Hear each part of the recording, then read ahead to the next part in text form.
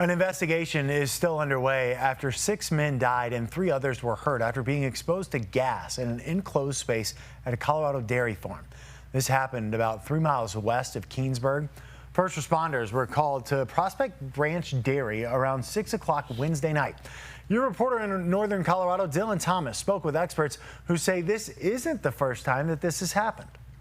This unfortunately has happened on dairy farms across the country. But never before has David Dufresne seen so many workers die at one time due to exposure to hydrogen sulfide. Now, I've never heard of 6 people in this type of an incident. Dufresne is the Associate Director of the High Plains Intermountain Center for Agriculture Health and Safety, headquartered at Colorado State University. While he only knows as much as we do about the investigation ongoing in Keensburg, he is very knowledgeable about hydrogen sulfide, or H2S. Hydrogen sulfide is a very toxic gas. It can be lethal. That is one of the hazards on a dairy farm that can present a very dangerous environment for workers. H2S comes from manure on dairy farms. Manure decomposes. As it decomposes, it releases toxic gases. One of those is hydrogen sulfide. How quickly can somebody be impacted by exposure to those gases? It can be pretty quick. If the concentration is high enough, then someone who is in that type of environment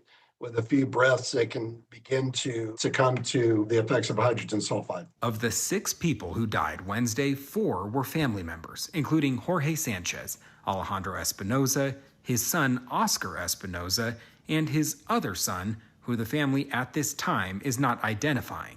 2 others have also died. While not clear on specifics, Dufresne said it is very possible the number of victims climbed as they tried to help each other. Usually, unfortunately, what you see is one person goes down and then another person tries to go in and save that person, and then they are affected. It's just dangerous work. We try to control those hazards to the best of our ability. It's just very tragic and very unfortunate. We do know at least one of those victims was a teenage boy who was still in high school. Dufresne tells us the investigation, when complete, will be very telling as to why so many people died at one time.